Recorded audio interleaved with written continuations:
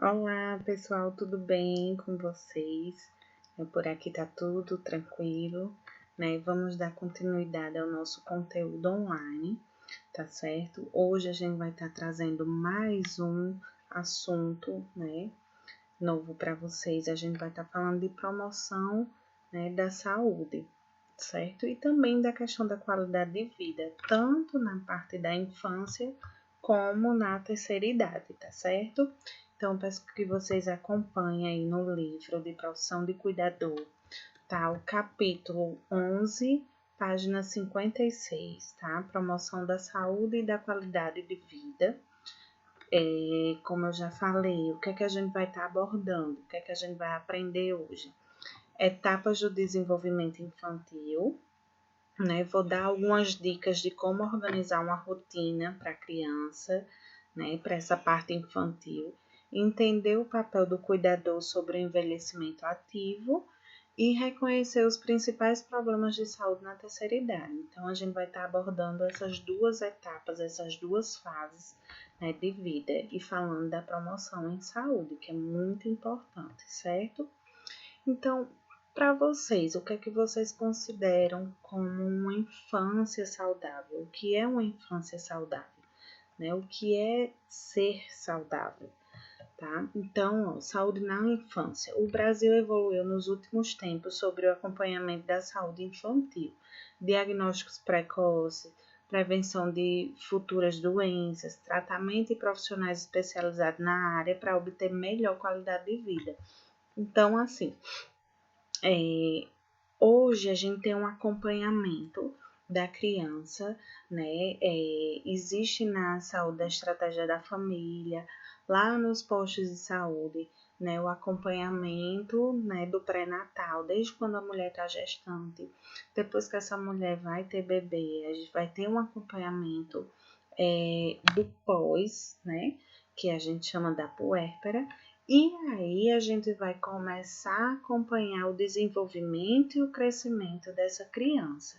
Então, desde pequenininho, desde os primeiros dias de vida, a gente já consegue identificar e promover saúde para essas crianças. Então, nosso sistema de saúde, o SUS, ele disponibiliza desse acompanhamento do crescimento e desenvolvimento da criança, tá?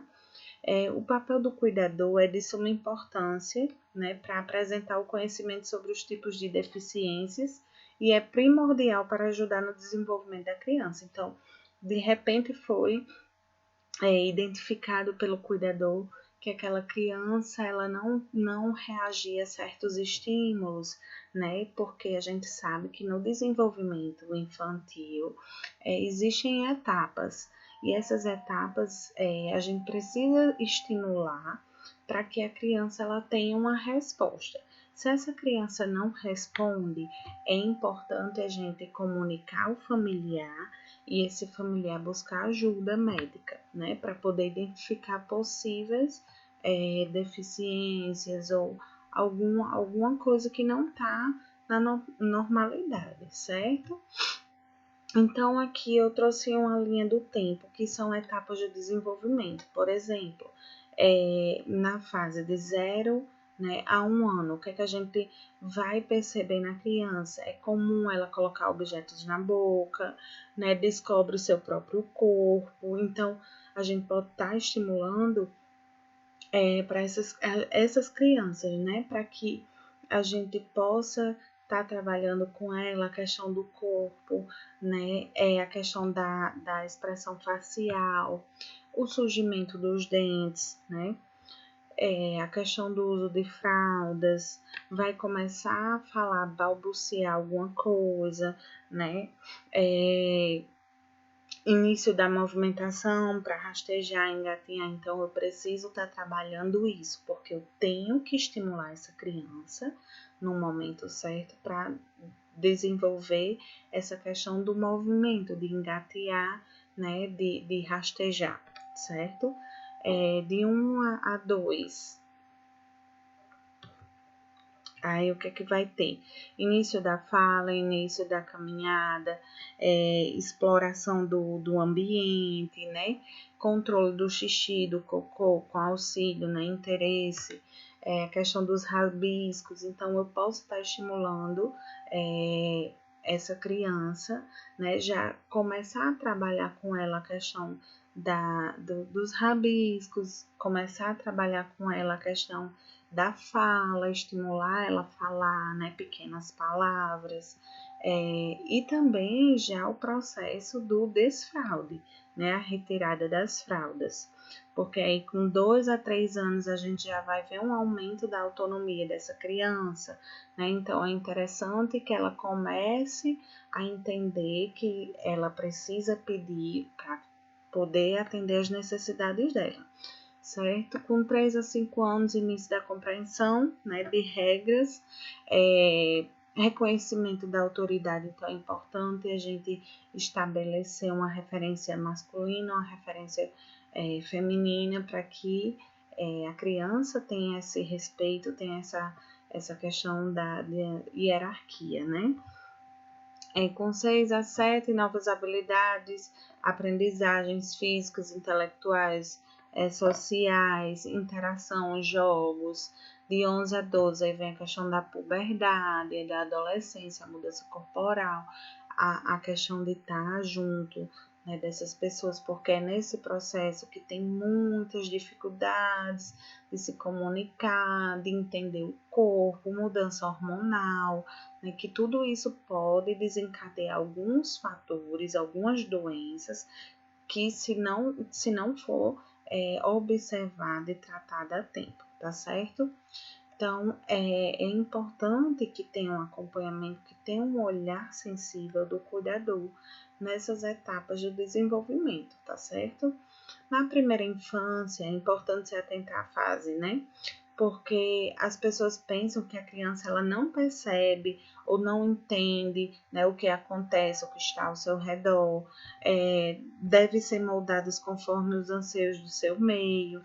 Então, de acordo com o ambiente que ela vive, com os costumes, com a cultura daquilo ali, ela vai se moldando, né? Se naquela família só tem adultos, se a criança só convive com adultos, o que é que vai acontecer?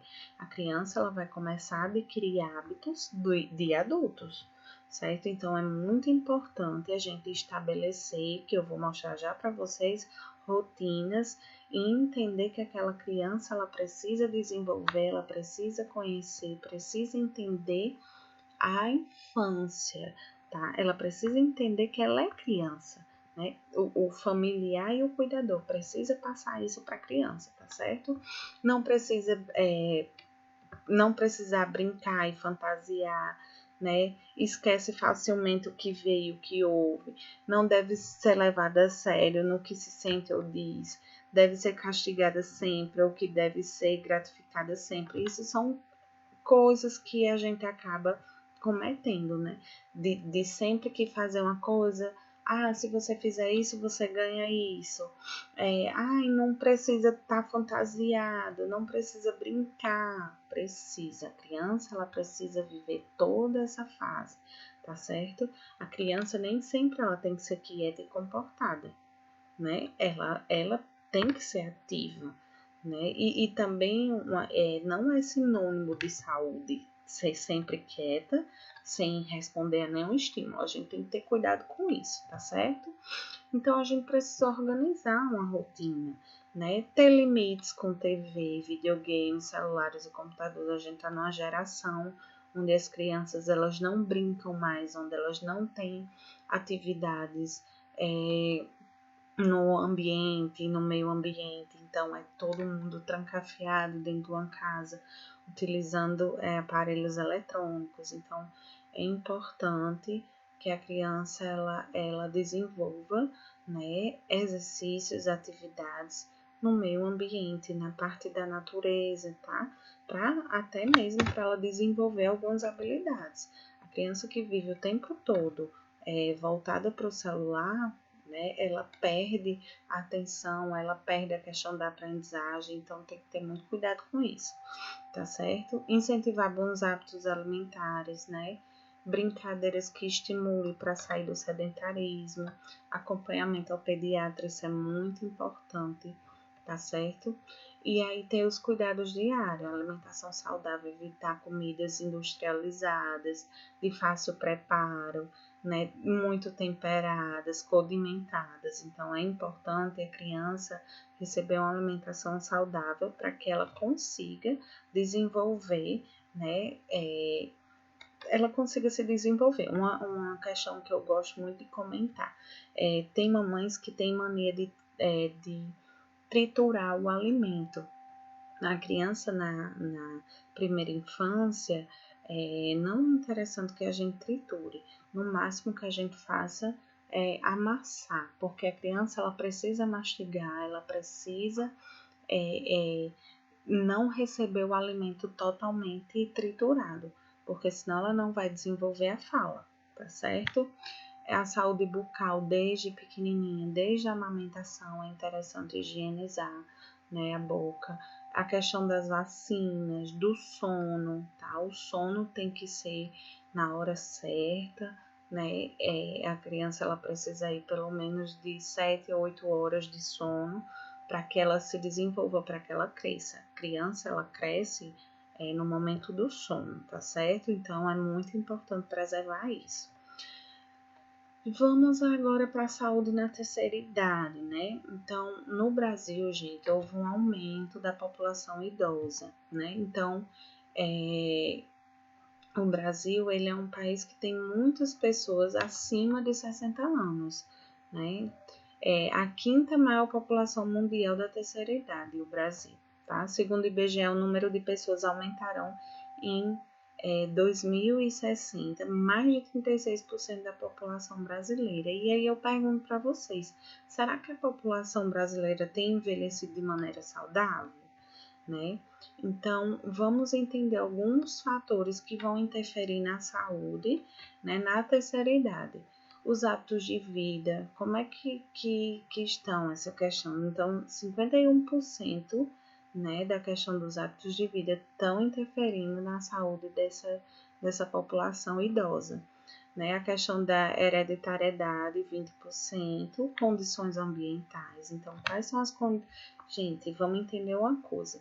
O processo de saúde e doença vai depender de várias circunstâncias. Vai depender de lazer, vai depender da infraestrutura, vai depender da alimentação, vai depender da cultura. Então, a pessoa, para ser saudável, ela precisa ser contemplada com tudo isso.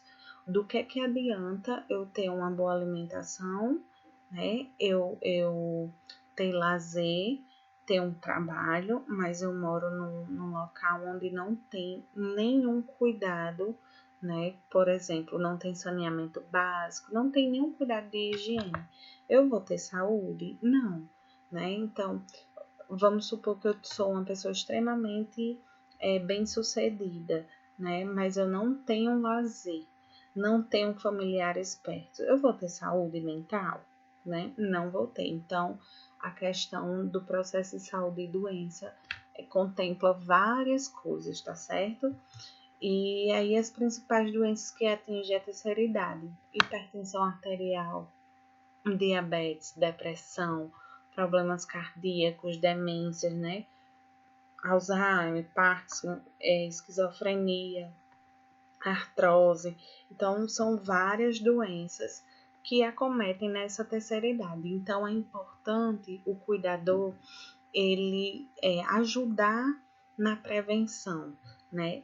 Ajudar esse idoso a ter cuidado com sua saúde, né? Promover esse idoso à saúde, então controlar a pressão arterial, não fumar, estimular esse idoso a ter atividades físicas, evitar o estresse, de repente estar ensinando a prática de meditações, fazer exames sanguíneos periódicos, então estimular a família que precisa ter um cuidado, né, com a rotina de exames, consultar regularmente um geriatra. A partir de 45 anos a gente já deve estar buscando esse tipo de profissional.